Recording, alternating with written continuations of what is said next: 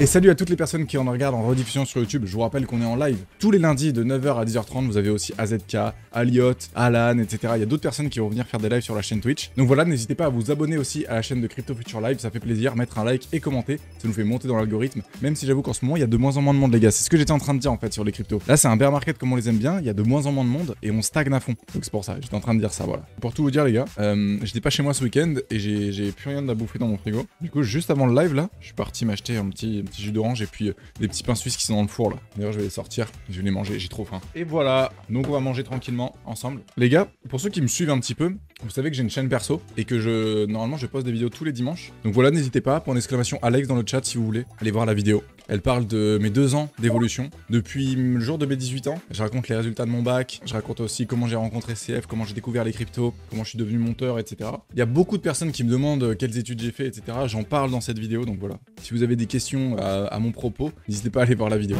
Ok, alors, qu'est-ce que j'avais mis? En résumé, c'est de la merde, on fout rien, mais ça prépare un gros mouvement. Exactement. Alors, je pense que c'est le résumé que j'en ai fait de mon analyse. En daily, qu'est-ce qu'on a? Eh ben, on a les bandes de Bollinger qui se resserrent de plus en plus. Et quand on a les bandes de Bollinger, alors les bandes de Bollinger, c'est les bandes bleues là, que vous voyez, en haut et en bas. Généralement, le cours va rarement vraiment au-dessus et en dessous. Vous voyez? Là, par exemple, le cours reste toujours à peu près au niveau des bandes de Bollinger. Pareil là, à la hausse, à la baisse, etc. Même au niveau des gros mouvements du bull run, on avait un cours qui allait vite fait au-dessus, mais pas non plus trop, à ce niveau-là, etc. Bref. Donc le cours reste toujours entre ces bandes. Et si on en croit ces bandes, du coup, pour l'instant, le cours ne peut pas aller en dessous, en tout cas en daily, ne peut pas aller en dessous des 18 500. Il peut y aller en faisant des petites mèches, etc. comme ça, mais pas trop non plus. Il va pas descendre à 15 000 du jour au lendemain. En gros, on a une stagnation. Enfin, une stagnation, on a quand même tapé les 20 000 $. Même si la semaine dernière, je disais, ça m'étonnerait qu'on revienne aux 20 000 $ et tout, et qu'on clôture au-dessus des 20 000 $. Et finalement, on l'a pas fait. On est monté assez haut, mais on l'a pas fait non plus. Moi, j'annonçais peut-être une bougie de retournement. Finalement, la semaine a clôturé normalement, entre guillemets, j'ai envie de dire. Voilà, en weekly. C'est pas très glorieux, hein. Pas vous mentir que on fait du coup des points bas de plus en plus bas. C'est particulier. Vous voyez là, on fait un point à ce niveau-là, une clôture en tout cas à ce niveau-là. Enfin non, les points bas sont de plus en plus hauts, mais les clôtures sont de plus en plus basses. Donc c'est mitigé. Faut comparer avec le RSI.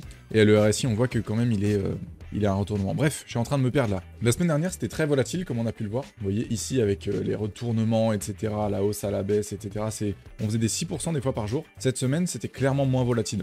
On a fait des grandes mèches, mais c'était beaucoup moins volatile. Des fois, ça fait du bien aussi, des semaines où c'est pas volatile. Ça permet de prendre du recul sur le marché, de faire autre chose, de continuer à investir, etc., comme toujours, hein, je vous le dis. Le DCA, c'est le plus important en bear market. Parce que c'est aujourd'hui, et aujourd'hui seulement, que vous allez pouvoir investir sur les meilleurs points. On voit qu'il y a de moins en moins de monde sur les réseaux, moins en moins de monde, mais vraiment, quand je disais moins en moins de monde, il y a quelques semaines, il y a quelques semaines, quelques mois, on faisait peut-être du 300 viewers, 200-300 viewers par live, ce qui était absolument énorme. Et si on atteignait les 100 viewers, quand on a atteint les 100 viewers, je disais, vous voyez, il y a beaucoup moins de monde, on atteint que les 100 viewers. Aujourd'hui, on est 36 sur le live, en moyenne.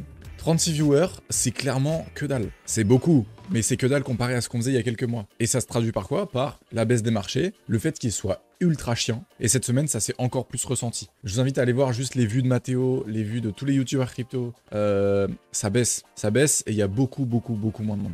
Le RSI. Alors, au niveau du RSI, je l'ai mis hier soir, on est au milieu de rien du tout. C'est-à-dire qu'on est ni en haut ni en bas, on est au milieu. Voilà. Donc, moi, ce que je vois là, bon, déjà, c'est que le RSI est en train de monter, donc ça, c'est plutôt positif. Les points bas sont de plus en plus hauts sur le RSI, ce qui peut avoir tendre au fait qu'il y a un retournement dans les prochains jours. Il y a pas moyen de dire on est en bas, on va revenir en haut, alors on est en haut, on va revenir en bas. Il y a juste moyen de dire il y a des plus bas de plus en plus haut sur le RSI, le cours suit petit à petit, est-ce qu'il va remonter peut-être, on n'en sait rien. Bref, voilà tout ce que je peux dire. On voit que les bandes de Bollinger, elles se resserrent de part et d'autre, donc en haut et en bas, ce qui annonce du coup une baisse de la volatilité, et généralement quand les bandes de Bollinger se resserrent, au bout d'un moment, paf, ça explose. Et le MACD, pareil, il traduit bien la situation qu'on est en train de vivre. Regardez, avant quand on regardait avec cette time frame, enfin cette échelle, on voyait quand même des petites vagues en haut et en bas, voilà, on voyait des hausses, des baisses, etc. On avance, et au fur et à mesure, on voit plus rien là. Enfin, on voit des hausses et des baisses, mais elles sont clairement ridicules, quoi. Donc le MACD, en fait, il traduit bien ce qu'on vit depuis 2 semaines, c'est-à-dire le calme plat, en fait. Ça crosse à la hausse, à la baisse, mais il n'y a pas de tendance vraiment qui se dessine.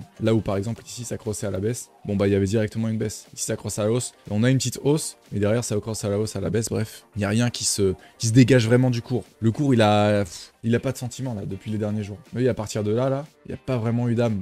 Le cours, il a pas d'âme. Et c'est pour ça que les bandes de Bollinger se resserrent. Et j'ai vraiment envie que ça se resserre encore pendant quelques jours, pendant 2-3 jours, histoire que ça soit bien serré, parce que plus ça se resserrera, plus ça va s'étirer à la hausse et à la baisse, et on aura un gros mouvement. Alors ça peut être un gros mouvement à la baisse, comme à la hausse. À voir. Le RSI du coup est toujours hyper bas, comme vous pouvez voir là. Voilà, bon point de rechargement, au même niveau que le point Covid. Donc point Covid c'était vraiment le plus bas en fait. Donc ce qui est très bien. Et c'est la plus longue période qu'on a passée à la hausse, mais il n'y a pas de vraie tendance qui se dessine. Et on est encore en weekly. Hein. Tout à l'heure je vous disais que depuis cette partie là on se fait chier. Et ben là c'est depuis limite le juin en fait. Depuis juin qu'on se fait chier. Le plus haut qu'on a été, c'était quoi? C'était les 25 000. Bon, c'était pas mal. Aux alentours du 8 au 15 août. C'était bien. Mais c'était toujours pas assez, quoi. 25 000, c'est que dalle. Nous, on attend vraiment un vrai retour de la hausse. Au bear market de 2018, par exemple, on avait fait notre plus bas. Et derrière, je crois qu'on a fait 300% de hausse. Ouais, voilà, c'est ça. 300% de hausse. Bon. 25K, c'est pas pour dire que c'est de la merde, mais ça nous fait quoi? Ça nous fait un 20% de hausse, ça. Allez, vraiment, je prends du plus bas. Allez, ça nous fait, je dirais, 30% de hausse. 40%. Je suis mauvaise langue. Il a duré combien de temps le bear de 2018? On prend à partir d'où? Moi, j'aurais tendance à dire qu'on prend à partir du top jusqu'au halving, parce qu'à partir du halving, vous voyez que c'est vraiment le point de décollage à peu près. Il a duré 875 jours. Si nous, on prend à partir du top du bull run, alors là, il y a débat. C'est est-ce qu'on prend le top du bull run en novembre, le top numérique, ou est-ce qu'on prend le top du bull run au niveau de l'intensité? Parce que l'intensité, elle s'est clairement fait ressentir ici, à ce niveau-là. Et quand on regarde, moi j'aime bien prendre le graphique de Grayscale, Grayscale qui est un fonds d'investissement et qui a beaucoup investi dans Bitcoin, avant BlackRock, etc. Et ben on voit que leur top, il s'est fait à ce niveau-là. Pour ceux qui veulent voir ce graphique, c'est GBTC sur TradingView. Et du coup, là, il est descendant et on voit bien que le deuxième top, en novembre, ils y ont pas cru, les fonds d'investissement. Et pour moi, ce graphique, il représente bien les baleines. Donc c'est Grayscale, c'est un fonds d'investissement. Donc pour moi, j'aurais tendance à dire que je prendrais le top en mai. Parce que pour moi, le vrai top du bull run, ça a été en mai. Même si le top numérique, on a atteint les 70 000 en novembre. Alors qu'en mai, on avait atteint que, entre guillemets, les 65 000. Flexpex, tu me dis, pour le bear market, toi, tu prendrais du top jusqu'à ici, jusqu'au bottom ici. Alors moi, je voudrais pas trop prendre ça parce qu'en fait, c'est un peu le crash Covid qu'on a eu ici. Du coup, comment dire? Moi, je prendrais à partir du début de la hausse. Et pour moi, le début de la hausse, il est pas au niveau du crash Covid parce que le crash Covid, c'est un peu une anomalie en fait dans le bear market. Et puis, comme je dis, on est très vite remonté. Donc en fait, c'est, comment dire, au lieu d'avoir fait ça, tu vois, par exemple, et ben on a fait ça, tu vois. Et puis après, on a dépassé. Donc au lieu de rester à peu près stagne, et ben on a fait un crash comme ça. Du coup, pour moi, j'aurais tendance à dire que c'est mieux de prendre le halving plutôt que le crash Covid. Parce que le crash Covid, c'était vraiment une anomalie et j'ai l'impression qu'on l'a même pas senti passer, tu vois. En fait, moi, je pense que durant le bear de 2018, il y a eu la phase de baisse qu'on voit ici. Ensuite, je pense que ça, il y a eu la période de reprise, pardon. Donc en gros, en mode, là, on était trop sous-évalué. On est revenu un petit peu toucher des sommets. Donc des sommets, c'était quand même du 13 000, quoi. Alors qu'on avait fait 18 000, hein, je vous rappelle, et on était descendu jusqu'à 3 000. Et ensuite, on a eu la phase un petit peu d'accumulation. C'est-à-dire qu'on est revenu à un certain niveau. On a eu la phase d'accumulation jusqu'au moment du crash Covid. Et je pense que s'il n'y avait pas eu le crash Covid, elle aurait continué jusque-là. C'est pour ça que j'aime pas prendre le bottom du Covid, parce que pour moi, c'est une anomalie. Tu vois, elle descend clairement en dessous des bandes de Bollinger. Personne s'y attendait. Et on est très vite revenu à des niveaux qui étaient similaires à ici. Donc c'est pour ça, moi, je préfère prendre la fin. Mais du coup, ça a duré 875 jours. Tu as du BTC dans ton wallet? Oui, mais indirectement. Un jour, je ferai une vidéo de quelle crypto j'ai, etc. Mais en gros, oui, j'ai du Bitcoin dans mon portefeuille, indirectement, dans le sens où j'investis en fait sur le BCI 10. Le BCI 10, c'est le top 10 crypto en fait, sur Bitpanda, et j'investis toutes les semaines 25 $. Et là, ça va arriver à 10 h. Mon investissement va se faire sur le BCI 10. Donc n'hésitez pas à acheter du BCI 10 avant 10 h. À vendre, pardon. Vendez, comme ça le prix baisse. Et moi, je peux racheter à 10 h plus bas. On est 68. Je pense que les 68 personnes, elles en enlèvent 1000 balles. Ça peut le faire. Le top 10, c'est Craignos. Non, mais je t'explique. En gros, c'est un actif de Bitpanda, le BCI 10, qui investit sur le top 10 automatiquement. Enfin, pas automatiquement, mais qui investit sur le top 10. Mais c'est pas le top 10 strict. C'est-à-dire que tous les mois, il y a un réajustement en fait des valeurs qu'on a dans notre portefeuille. Et en fonction aussi des cryptos qui rentrent et qui sortent dans le top 10, il y a des réajustements, etc. J'ai 30% de Bitcoin, 30% d'Ethereum, 17%, 18% de BNB et j'ai 300 $ dessus. J'ai perdu 7%, donc à peu près 24 $ depuis le début que j'investis. J'investis depuis début juillet, quelque chose comme ça. Et depuis début juillet, bah ça baisse un petit peu. C'est cool que tu fasses une vidéo sur ton wallet. Ouais, je vais le faire. La clôture, elle se fait dans le rouge le mois dernier. C'était pas vraiment une surprise. Et du coup, comme je disais, c'est la pire clôture depuis, alors si on parle des clôtures à la baisse, depuis septembre 2020. Donc ça veut dire que ça fait 2 ans qu'on n'a pas fait une clôture pire que celle-là à la baisse. En gros, voilà, novembre 2021, qu'on n'était pas descendu en dessous en monthly au niveau des clôtures. Ça fait mal, voilà. Le RSI en monthly, pareil, il est le plus bas. On l'a jamais connu aussi bas. Même la dernière fois, enfin on est équivalent au pic qu'on a fait il y a quelques mois. Donc voilà, je sais pas quoi vous dire, on est vraiment, c'est le vrai bear market comme j'ai mis dans le titre. C'est le vrai bear market, il n'y a plus personne, il n'y a plus rien, il n'y a plus de liquidité, il n'y a plus de volatilité, il n'y a plus rien. Regardez ça, le MACD. Et ça pourrait corréler avec un gros mouvement. En gros, vous voyez que le MACD, il s'est retourné tout en haut. Voilà, comme on l'a dit. Il s'est retourné tout en haut et ensuite, on est redescendu. Et là, on a fait que du rouge, du rouge, du rouge, du rouge. Et là, on fait enfin une bougie blanche, enfin rose en tout cas, qui pourrait nous annoncer un retournement. Donc là, on se dit, ok, c'est bien joli, mais on vient de faire la bougie. Donc voilà, c'est incertain. Pour le moment, c'est incertain. Et ici, vous voyez, en 2018, lorsqu'on a fait un retournement au niveau du MACD à la baisse, vous voyez que ça a fait que monter. Ensuite, on s'est retourné, on est rentré en bear. Et le moment où le premier mois, on a fait une bougie blanche, c'était la première bougie de retournement. Et j'ai même envie de dire, c'était une bougie de ravalement. C'est-à-dire qu'en gros, c'était une bougie qui était supérieure à la bougie qu'on avait fait avant. Vous voyez, cette bougie, elle se finit, enfin, elle s'est clôturée ici.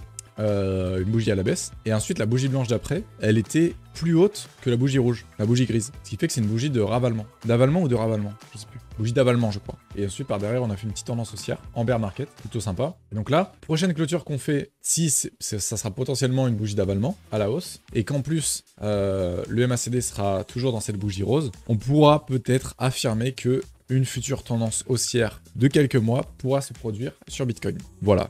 Pour conclure, il n'y a plus de volatilité, il n'y a plus de vues sur YouTube, il y a de moins en moins de personnes sur les lives, etc.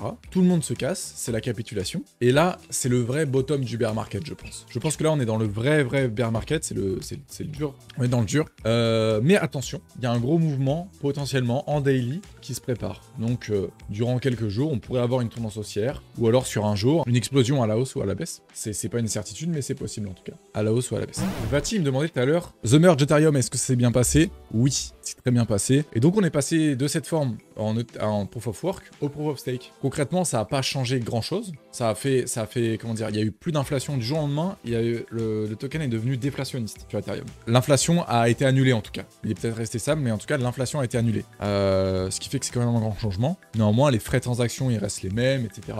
Il n'y a pas plus de transactions, la vitesse des transactions n'est pas plus. La prochaine grosse mise à jour, ça a fait en sorte que, en gros, la blockchain va être séparée en plusieurs couches, et donc que les transactions vont être plus rapides. Mais The Merge, oui, c'est très bien passé. C'est passé comme une lettre à la poste. Pensez pas, mais du coup, nickel. Perso, je suis très étonné que BSTC tienne vu la chute des marchés et l'ambiance macro actuelle. Ah ouais? Je trouve pas, moi je suis pas étonné. Hein. Et justement, quand tu réfléchis, l'ambiance macro actuelle, tu parles de la guerre, etc. Bah c'est normal, je trouve. Hein. Je trouve que c'est normal qu'un actif numérique, qui est une valeur numérique justement, qui est une rareté numérique, tienne dans le temps. Surtout grâce à la guerre, etc. C'est comme l'or, hein. C'est l'or numérique, hein, Bitcoin. Alors, I Want Crypto qui dit, moi ça me donne rien d'investir dans le Bitcoin, on va gagner quoi? x2, même x10 qui serait étonnant. C'est pas 1000 € x10 qui va me rendre riche. C'est même pas assez pour en vivre. Personne n'a dit que tu vas devenir riche en investissant dans les crypto-monnaies. Hein. Si tu veux devenir riche à I Want Crypto, crée ton entreprise et fais-la toi racheter. Voilà. Je suis en train de lire un livre. Alors, voilà, L'autoroute du millionnaire de MJ DeMarco. Enfin, je suis en train de lire. Je le lisais quand j'étais en vacances sur la plage, quand j'avais du temps, encore. Là, depuis le début de la rentrée, j'ai pas le temps, les gars. Donc, je le lisais, et dans ce livre, il disait qu'en gros, tu ne vas pas devenir riche en investissant dans la bourse avec 10% par an. Personne t'a jamais vu quelqu'un arriver avec une Ferrari, un jeune de 30 ans arriver avec une Ferrari, et qui te dit « j'ai réussi grâce à la bourse. Frère, j'ai investi dans le S&P 500 à 10% par an, et j'ai gagné. J'ai réussi à m'acheter cette Ferrari. » C'est pas possible, les gars. C'est impossible. Et moi, je parle pas des riches qui ont eu un crédit, qui sont achetés une maison à 500 000 balles, et qui remboursent 2000 balles tous les mois, hein, et qui au final peuvent pas se payer de la bouffe ou des trucs comme ça. C'est pas être riche. Être riche, c'est vraiment avoir la sérénité et pouvoir se payer quelque chose sans que ça influe sur ton mode de vie. Investis plus. Mais pour investir plus, il faut les moyens d'investir plus. Donc en fait, ce qu'il dit, MJ DeMarco dans son livre, c'est qu'en gros, si tu veux vraiment devenir riche, tu crées de la valeur par toi-même, tu crées un système qui est automatisé, etc. Et il y a un jour, on va peut-être te le racheter. Et si on te le rachète pas, au pire, ça te fera des putains de revenus par mois, tous les mois. Et c'est ça la vraie richesse. Et le jour où tu arrives à automatiser ce processus et que tu continues à engranger de l'argent tous les mois, et bah tu vas pouvoir te libérer du temps pour faire autre chose, une autre activité potentiellement. Et le but en fait, c'est que tu crées de la valeur par toi-même, que quelqu'un te la rachète ou alors qu'elle te crée beaucoup de valeur par mois. Et ensuite, cet argent que tu gagnes, par exemple, je sais pas, tu gagnes 10 000 € par mois, et bah imaginons tu investis 5 000 € par mois, et ben dans le S&P 500, ça veut dire qu'à terme, par an, tu vas investir plus de 50 000, donc 60 000 par an, parce que 5 000 x 12, parce qu'il y a 12 mois dans l'année, bref, t'as compris. 60 000 € par an, et que ça te ramène 10%, et bah tu vas faire 600, etc. Et peut-être l'année d'après, tu aurais réinvesti les 60 000, donc ça ferait 120 000, donc 1 200 € par an. Et au bout de 10 ans, tu aurais investi 1,2 million du coup. Et 1,2 million à 10% par an, ça te fait 120 000. Donc voilà, en 10 ans, tu peux largement faire bien. Mais pour gagner 10 000 € par mois, il va falloir charbonner avant. En fait, je suis pas là pour dire que c'est la parentin, c'est ma Bible, c'est ce que je lis tout le temps. Je dis, ça fait un mois que je l'ai pas lu. Je prends des conseils. Il y a des choses dont je suis pas d'accord avec lui dans le livre. Parce qu'il a cette manière, entre guillemets, pas arrogante, mais un petit peu... un peu arrogante des fois de parler de certaines choses de la société. Et je trouve qu'il les traite un peu trop durement, tu vois. Donc voilà, j'ai pas bien compris à partir de quand on est riche selon toi. On est riche à partir du moment où tu peux te payer, enfin d'après lui, et je pense qu'il a partiellement raison. En réalité, t'es riche à partir du moment où tu peux t'acheter quelque chose sans avoir à réfléchir si ça va influer ton style de vie. C'est compliqué parce que chacun en fait a son ressenti en fait. Mais il y a aussi le phénomène de richesse sociale. Tu peux avoir des milliards et pourtant ne pas être socialement riche, tu vois. Et puis pareil, en fait, moi j'aimerais bien faire une vidéo aussi sur comment limiter ses dépenses et du coup, entre parenthèses, gagner de l'argent, évidemment. Ça, c'est quelque chose d'hyper important. Tu penses quoi des minimalistes? Eh bah, je trouve... Eh bah, les gars, après, je sais pas vous, hein, mais moi, c'est mon avis personnel, je trouve que les minimalistes, c'est quelque chose de hyper respectable et moi, j'aimerais trop être minimaliste. Parce que tu limites tes dépenses, t'as toujours les mêmes trucs. Je trouve que l'écologie, c'est quelque chose de hyper important, que l'environnement, il faut pas en faire n'importe quoi, protéger les animaux, protéger l'environnement aussi, parce que, par exemple, les émissions de CO2, c'est horrible. Et même quand on a une voiture électrique, d'ailleurs, les gars, on fait des émissions de CO2, indirectes, mais on en fait quand même. Le travail des enfants, bref, tout ça, je trouve que c'est des questions qui sont hyper importantes. Et quand t'es minimaliste, c'est un peu ce vers quoi tu tends, en fait. Tu vas essayer d'avoir des vêtements qui sont plus responsables et de meilleure qualité. Donc forcément, tu vas faire travailler des personnes qui sont, comment dire, pas des enfants, quoi. Des personnes qui méritent un salaire, parce que les enfants aussi méritent d'avoir une vie digne, mais je veux dire, des personnes qui se donnent les moyens pour réaliser des bons vêtements, etc. Tu vas acheter moins de choses, donc forcément la surconsommation, tu vas l'éviter. Et du coup, en surconsommant, en évitant de surconsommer, tu vas faire forcément moins d'émissions de CO2 à toi indirect. Par exemple, tu vas faire déplacer moins de camions, tu vas faire travailler moins d'usines, etc. Enfin bref, beaucoup de choses. Moins de biens superflus, plus de bonheur aussi. Exactement. Prends-toi un jardin, frérot, quitte la ville. C'est ce qu'on compte faire. Bah vraiment, mon objectif... Alors les gars, mon objectif de vie, c'est vraiment... on va pas être un peu cliché, mais une belle maison que j'aurais fait construire moi-même avec ma copine, en plein milieu de la campagne avec la fibre. Et là, tu peux pas me rendre plus heureux. Pourquoi la fibre? Parce que j'en aurais toujours besoin, je le sais, dans mes activités et tout. Et même aujourd'hui, tu me donnes juste un ordinateur et la fibre, je peux travailler. Le sujet dont je voulais parler, c'était la police nationale qui était formée à la blockchain. Cryptos a réalisé une enquête, enfin un entretien avec le major Erwan Bouliou. Donc la blockchain, elle est dans la police depuis environ 10 ans. Alors elle est pas depuis environ 10 ans comme elle est actuellement, je pense qu'aujourd'hui elle y est plus que jamais, notamment face aux arnaques, etc. Mais ça fait 10 ans en tout cas qu'ils savent qu'il y a... enfin comment dire, qui connaissent la blockchain, qui l'utilisent, qui font des recherches dessus, qui enquêtent dessus, etc. En tout cas, ça fait 10 ans qu'ils forment la police à ça, en France. Ils forment pas que des policiers, ils forment aussi des gendarmes, des douaniers, des magistrats et d'autres fonctionnaires de l'État. Et ça, je trouve ça plutôt bien. Je trouve ça plutôt cool que la police et l'État puissent mettre des choses comme ça en place. Ça permet de comprendre mieux les crypto-monnaies. Et en fait, la formation, elle va d'une simple découverte des cryptos jusqu'aux enquêtes plus profondes dans la blockchain, etc. Retrouver des criminels, retrouver tous des gros réseaux, etc. Et même essayer de retrouver des fois des crypto-monnaies qui seraient, comment dire, utilisées dans des mixeurs de crypto-monnaies. Comme des trucs comme, comment ça s'appelle? Comme Tornado Cash, etc. Donc ça, la police est formée à ça, en fait. Enfin, les formations les plus avancées de la police vont jusqu'à là, donc ce qui est pas mal.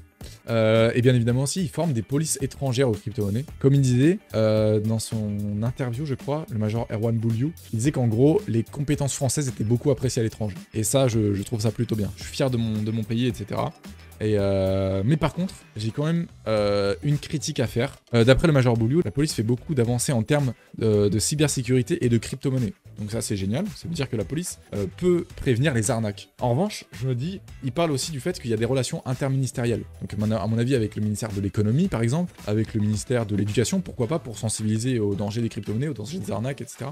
Et donc, il y a beaucoup interministériel, etc., ministère de la justice aussi, à mon avis, qui se crée grâce à ce thème de la blockchain, en fait, et des crypto-monnaies. Et donc, je me dis, c'est peut-être pour cette raison qu'au niveau du ministère de l'économie, au niveau du ministère de la justice, au niveau du ministère, je sais pas moi, de la prévention, etc., et même au sein du gouvernement, on a peur pour les crypto-monnaies. Pourquoi? Parce que du coup, on a que cette vision, et beaucoup cette vision de faut former, parce que les crypto-monnaies, c'est beaucoup d'arnaques, etc. Et du coup, j'ai l'impression que c'est potentiellement pour ça qu'on a cette vision des crypto-monnaies, en fait. Peut-être que c'est des actifs dangereux, qu'il y a des arnaques, etc. Alors qu'en réalité, c'est une très petite partie. Mais quand il y a une très petite partie, bah, ça fait quand même mal, et du coup, on entend beaucoup parler. Parce que des fois, on entend qu'il y a 1 ou 2 millions qui ont été dérobés. 1 ou 2 millions sur des crypto-monnaies, c'est pas beaucoup, tu vois. Ça représente beaucoup pour une personne lambda, mais c'est très peu comparé à la tonne de crypto-monnaies et d'échanges qu'il y a dans le monde. Donc voilà. Et du coup, c'était la petite critique que j'avais à faire. Est-ce que c'est pas parce qu'on a justement ce fait que la police est beaucoup formée aux arnaques de crypto-monnaies, que au sein du gouvernement et au sein, enfin dans la France, Binance, on a cet inconscient que les crypto-monnaies, c'est les arnaques, c'est tous les trucs comme ça, voilà. En ouverture, je voulais dire, grâce à Binance, j'espère que cette vision changera, notamment grâce aux initiatives comme la Binance Blockchain Week, ou alors le fait que